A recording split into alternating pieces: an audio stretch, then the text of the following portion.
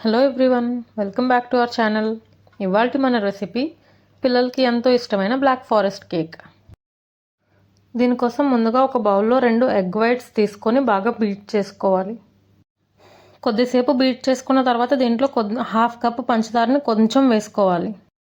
కొద్దిసేపు బీట్ చేసి మళ్ళీ కొద్దిగా పంచదార వేసుకొని మళ్ళీ బీట్ చేసుకోవాలి. ఇలా కొద్దిగా పంచదార వేసుకుంటూ బీట్ చేసుకుంటూ ఇలా ఈ ప్రాసెస్ని 3 సార్లు చేయాలి. అంటే 3 సార్లు కొద్దిగా పంచదారను వేసుకుంటూ బీట్ వేసుకుంటూ ఉండాలి.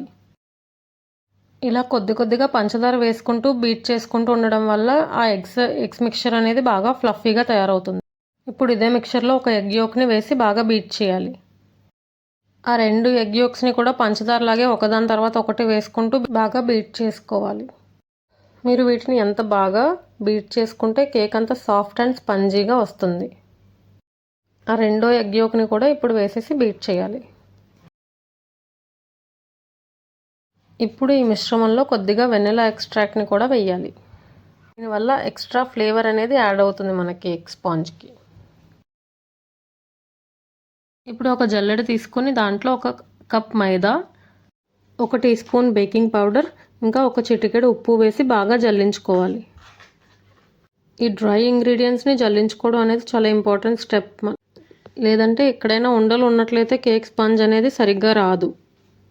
వీటిని బాగా జల్లించుకున్న తర్వాత బీటర్ హుక్స్తోనే ఒక్కసారి బాగా కలిపి ఒక 10 సెకండ్ల పాటు బీట్ చేయాలి. ఇప్పుడు ఈ బ్యాటర్ని ఒక మౌల్డ్లోకి ట్రాన్స్ఫర్ చేసుకోవాలి. ఇప్పుడు ఒక పెద్ద కడాయిలో కొంచెం ఉప్పు వేసి ఒక స్టాండ్ పెట్టి కేక్ మౌల్డ్ని దాంట్లో పెట్టి టూత్పిక్ క్లీన్గా వచ్చే వరకు బేక్ చేసుకోవాలి. చూసారా మన స్పంజ్ ఎంత సాఫ్ట్గా వచ్చిందో.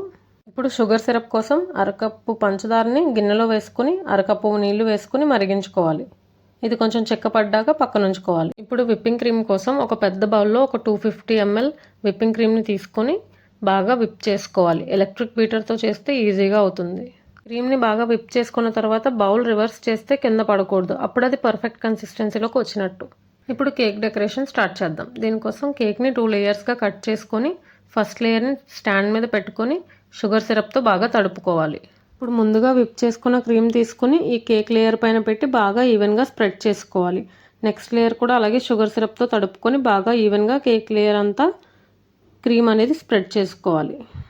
పైన లేయర్ కూడా బాగా స్ప్రెడ్ చేసుకున్న తర్వాత సైడ్స్లో కూడా బాగా క్రీమ్ అప్లై చేసి సైడ్స్లో కావాలంటే పైపింగ్ బ్యాగ్తో కూడా క్రీమ్ అప్లై చేసుకొని ఈజీగా స్ప్రెడ్ చేసుకోవచ్చు.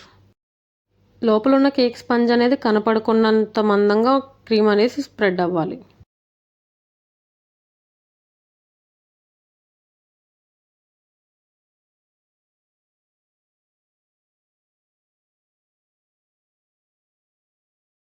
ఇప్పుడు కేక్ డెకరేషన్ కోసం కాంపౌండ్ చాక్లెట్ అని దొరుకుతుంది. దాన్ని తీసుకుని బాగా తురుముకోవాలి. ఇప్పుడు డ్రిప్పింగ్ కోసం ఇంకొంచెం చాక్లెట్ని కరిగించడానికి డబుల్ బాయిలర్ ప్రాసెస్ని వాడాలి. కింద గిన్నెలో వాటర్ పోసి పై గిన్నెలో చాక్లెట్ ఉంచి కరిగించాలి. ఇప్పుడు తురుముకున్న చాక్లెట్ అంతా కేక్ సైడ్స్లో బాగా అద్దుకోవాలి. ఇప్పుడు మెల్ట్ చేసుకున్న చాక్లెట్ని కేక్ పైన పోసి బాగా ఈవెన్గా థిన్ లేయర్గా స్ప్రెడ్ చేయాలి. కొద్దిగా సైడ్స్లో కూడా వచ్చేలాగా డ్రిప్ చేసుకోవాలి. ఆ చాక్లెట్ లేయర్ పైన విప్పింగ్ క్రీమ్తో వేరు నాజిల్స్తో మీకు నచ్చిన డిజైన్స్ వేసుకుని మీ పిల్లలకు నచ్చేలా డెకరేట్ చేసుకుని సర్వ్ చేయడమే.